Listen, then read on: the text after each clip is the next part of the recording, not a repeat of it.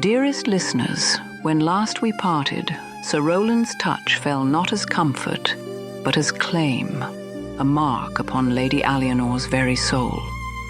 The storm I warned of has begun to gather, and Hawksmere's fragile widow must choose her path carefully. The fire within her hearth may keep the cold at bay, but can it shield her from the chill of loneliness or the fever of forbidden hope? Tonight, the shadows reveal a secret illness, a desperate remedy, and a name whispered with equal parts fear and longing, Eamon Thorne.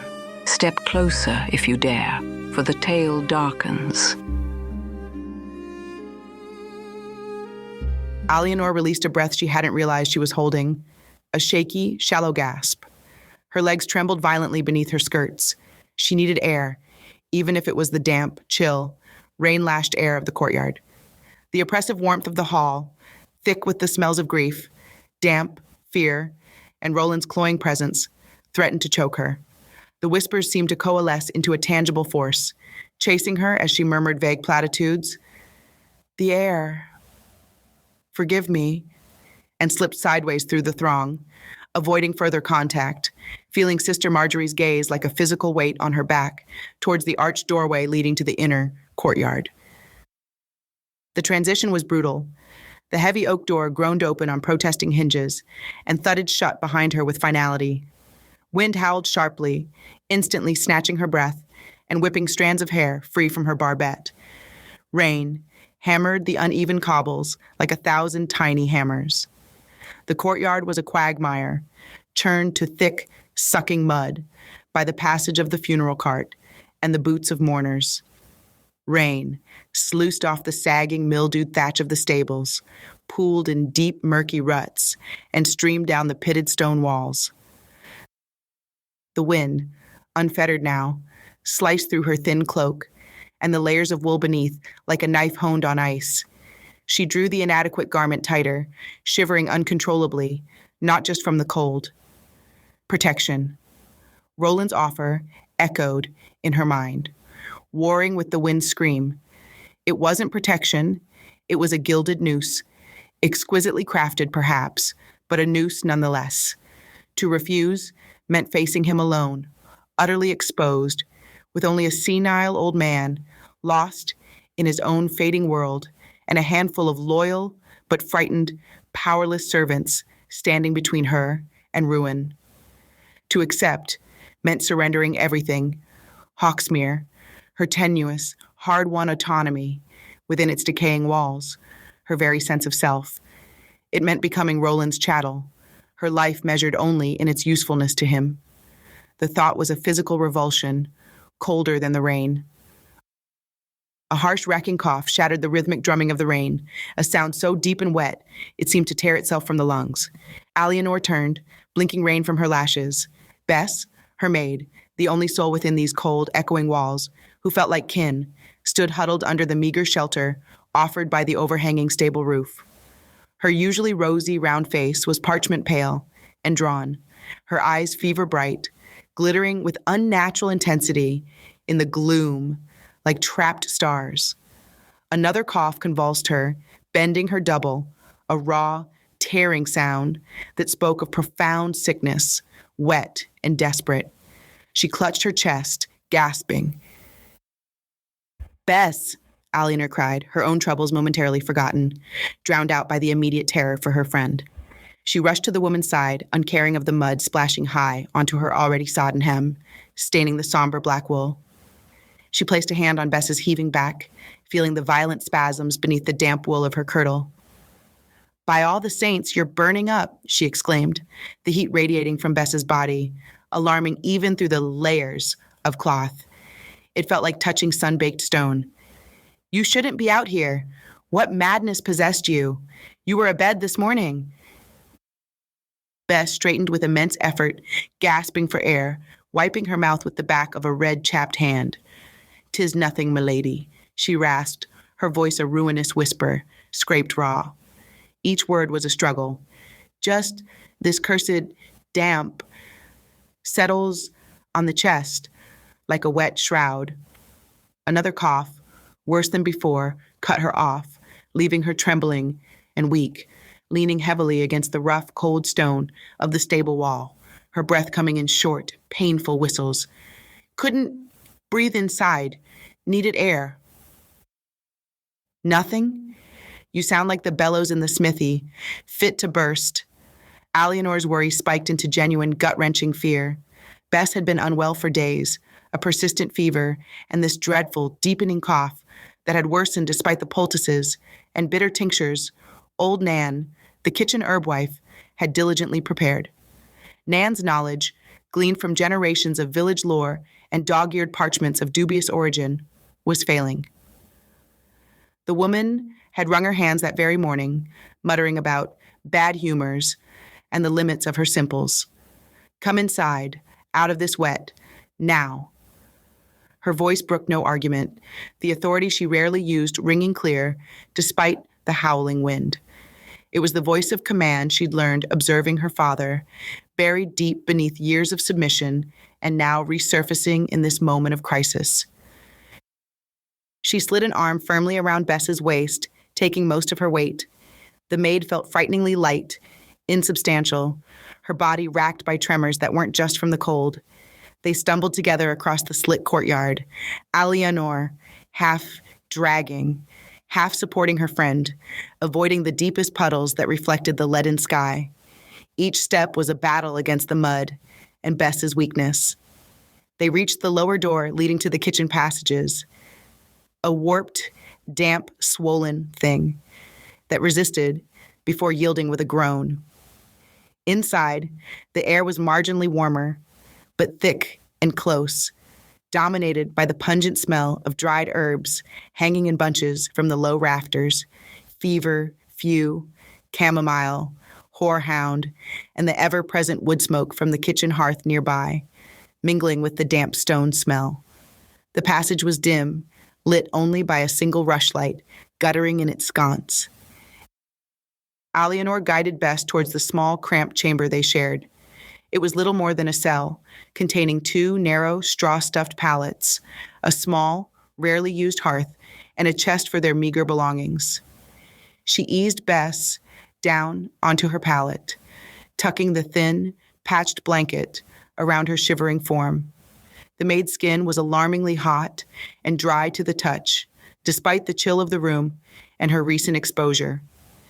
Alianor knelt, dipping a scrap of clean linen into the tepid water from the pitcher standing on the cold hearthstone. She pressed the cool cloth to Bess's burning forehead. Bess flinched at the touch, her eyes fluttering open, glassy and unfocused, reflecting the dim light like dull coins. Nan's, remedies, Bess whispered, each word a painful effort, punctuated by shallow, rapid breaths that hitched in her chest. They do not, milady. Feels like I'm drowning on dry land. A fresh spasm of coughing seized her, bending her forward again, a horrible liquid sound deep in her chest that seemed to rattle her very bones. She clutched at Alianor's arm, her grip weak but desperate. When the fit subsided, she slumped back, utterly spent, her face gray in the gloom, a sheen of sweat on her brow, despite the room's chill. Alianor's heart clenched with a cold, sharp dread that pierced through her own despair. Old Nan's knowledge, while valuable, was limited to simples and charms. Her best efforts were failing.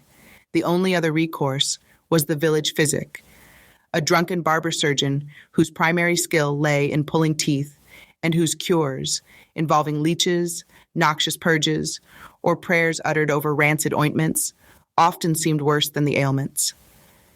Sending for him felt like signing Bess's death warrant. Desperation, cold and sharp as the rain outside, pricked at Alianor's eyes, threatening tears she couldn't afford to shed. She couldn't lose Bess. Not her.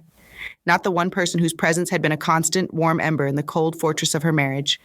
The one who had held her hair back when she was sick with misery or early pregnancy, a hope Godfrey had cursed before it bled away. The one who had smugged extra bread, shared stolen moments of laughter, whose simple, unwavering loyalty had been her only anchor. Not now, when the walls were closing in from all sides. Losing Bess would be losing the last shred of light, the last reminder of who she was beneath the widow's weeds. As she wrung out the cloth, her gaze fell automatically, instinctively, on the loose floorboard near her own, slightly larger pallet. Beneath it lay her most precious secret, her only escape. Kneeling on the cold, rush-strewn floor, she pried the board up with trembling fingers. The familiar shape met her touch. She drew out a small, leather-bound volume, its cover worn smooth by clandestine handling in the dead of night. Ovid's Metamorphoses. Smuggled from her father's modest library years ago, a fragile, illicit connection to a world beyond stone walls, dynastic duty, and sour-breathed husbands. A world of poetry, transformation, escape, and gods who intervened, for good or ill. She traced the worn leather with a reverence reserved for holy relics, the familiar weight a small comfort. Stories of change, of flight, of beings transcending their circumstances. Daphne fleeing Apollo, turned into a laurel. Io transformed to escape divine lust. A bitter laugh threatened to bubble up in her throat, choked by fear and the sound of Bess's ragged breathing. Where are my gods now? Where is my transformation? Where is my escape? A memory surfaced then, sharp and unexpected, cutting through the fog of despair like a shaft of weak sunlight. Years ago, perhaps 12 or 13, visiting a distant, equally impoverished cousin in the next valley, she'd sneaked down to the kitchen hearth late one night, drawn by the warmth and the low murmur of voices. Huddled in the shadows, she'd overheard the servants whispering, their faces lit by the embers. A tale of a man, an outcast, a hermit. Some said a witch or one touched by the fair folk, who dwelled deep in Thorne's Hollow, the dark, densely wooded valley, bordering Hawksmere's western edge. A man who knew the secrets, whispered by the wind, through the pines, the language of the wild plants that sprouted in hidden clearings, the healing properties of roots and berries known only to those who walked alone. Who could cure ailments, they murmured with a mix of fear and awe, that baffled the learned physics in Derby or even Nottingham, the lung fever, the wasting sickness, the green wounds that turned bad. A charcoal burner by trade, living unseen in the heart of the wildwood, answering to no lord. Eamon Thorne, they'd called him, his name spoken low, almost a curse, or sometimes with a shudder and a sign against evil, just the thorn. Goes into the deep places, an old woman had croaked, where the old stones sleep. Brings back cures, or curses, depends on the asking and the price. Bess's ragged, wet breathing filled the small chamber, a terrible counterpoint to the relentless drumming of rain on the roof slates above, and the wind finding a new crevice to howl through outside. It was the sound of drowning, the sound of time running out. Madness. The word screamed caution in her mind. Pure, unadulterated folly. Thorne's Hollow was forbidden ground, not just by superstition, but by decree. Its paths were treacherous with hidden roots, sudden drops masked by ferns, and bogs that could swallow a horse. Its reputation was shadowed by older, darker tales than just a solitary healer, tales of lost travelers who vanished without trace, of strange lights flickering among the ancient oaks at dusk, of the old folk who resented intrusion and punished trespassers with madness or misfortune. Roland's men, vigilant as jackals, patrolled the borders, ever watchful for poachers or outlaws, or a widow straying where she shouldn't, providing him with the perfect excuse to rescue her and tighten his grip. And Eamon Thorne himself, an outcast, accused of something. The details were murky, lost in years of fearful gossip passed down in whispers. Thievery, violence against his former lord, sorcery, consorting with dark forces, no one knew for certain, or dared to speak plainly in the light of day. Seeking him was social suicide, inviting scandal that would strip her of any remaining respect or protection. It was likely physical suicide, venturing alone into that weather, into that wood. And if she survived the journey and found him, would he help a noblewoman whose world had condemned him? Or would he see her only as part of the system that cast him out? The risks were immense, layered, terrifying. Alianor looked down at Bess. The maid's eyes were closed again, her breathing a shallow, painful rasp. Her face, in the dim, flickering light from the passage, filtering under the door, had taken on a gray, waxy pallor, the color of death. Fear, colder and more desolate than the Derbyshire rain, washed over Alianor in a suffocating wave. This wasn't just a persistent chill. This wasn't weakness.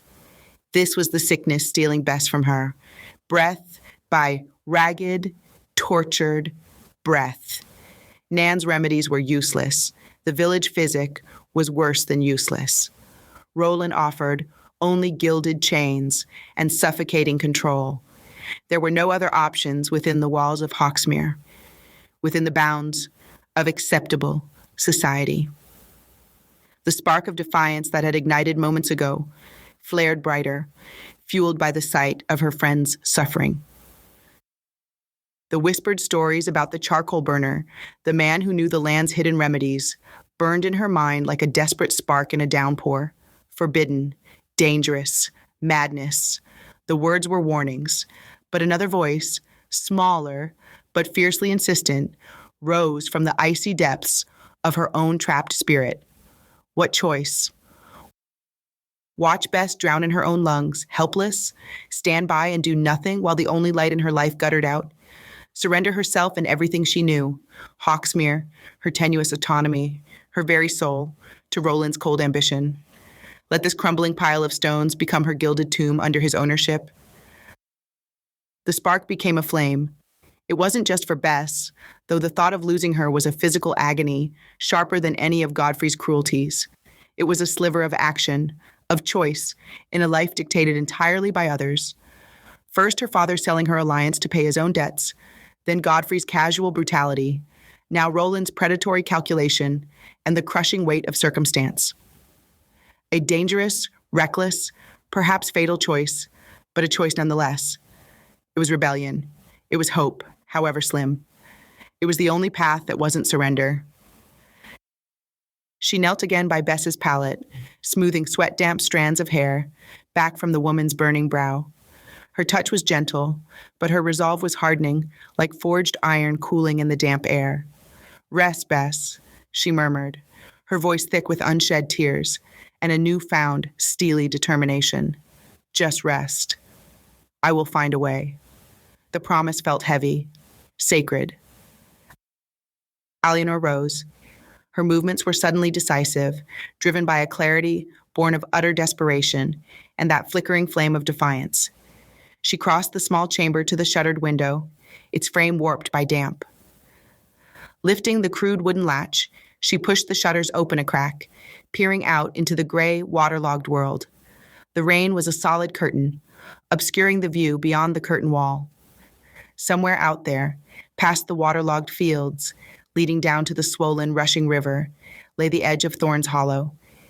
It rose in her mind's eye, like a brooding, dark beast against the leaden sky, ancient and watchful.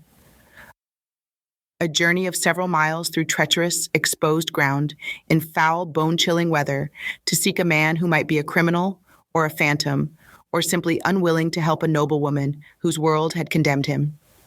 She might be seen by Roland's patrols, vigilant even in this weather. She might slip and break her neck on the slick, muddy paths. She might get lost in the trackless, rain-lashed woods and never emerge, her body found come spring, if at all. She might find only more despair, or worse, at the hands of the Thorne. The dangers were legion, each one a potential death sentence. But she might find a chance, a sliver of hope, a cure, for Bess, for herself, for a future not dictated by Roland de Mowbray. It was a gamble with the highest stakes, but the alternative was certain loss. Her fingers traced the cold, gritty stone of the windowsill. On the rush-strewn floor near her pallet, the forgotten embroidery lay tangled, a meaningless jumble of colored threads, a symbol of a constrained, decorative life she could no longer afford, a life that was ending with Godfrey's death, Duty, fear, the suffocating weight of expectation, and societal chains warred within her, clashing violently against the desperate, burgeoning resolve taking root. Roland's offer of protection felt like the smooth, cold lid of a tomb being lowered. This mad quest, this felt like stepping off a windswept cliff into the storm, trusting the wind to carry her or dash her to pieces. She took a deep, shuddering breath, filling her lungs with the damp, chill air that tasted of wet earth, decaying leaves, and the faint smoke from the kitchen hearth. The decision settled within her, heavy as a millstone, terrifying as the abyss, but irrevocable. It was the only path forward that wasn't surrender. It was her metamorphosis, chosen in desperation. Tomorrow. At first, thin, gray light, before the household stirred from its damp stupor, before Roland's watchful eyes could track her movements, before even Sister Marjorie began her dawn prayers. She would go. She would slip unseen from the sleeping keep, a shadow among shadows. She would wrap herself in her oldest, darkest cloak. She would brave the forbidden woods and the unrelenting fury of the storm. She would seek the thorn in his shadowed hollow. The cliff edge was beneath her feet. There was only forward, into the teeth of the gale. Thus our widow, with trembling hands and a heart heavy with peril, steps into the forest's dark embrace. Hawksmere's stones may crumble, but it is her spirit that now walks the knife's edge, between loyalty and rebellion, between ruin and salvation. And in those shadowed depths waits Eamon Thorne, the outlaw whose name lingers like smoke upon the wind. What fate shall rise from this meeting of fire and ash? That answer, dear listeners, is yet veiled. Until we reconvene, guard your breath and still your heart, for danger walks beside her.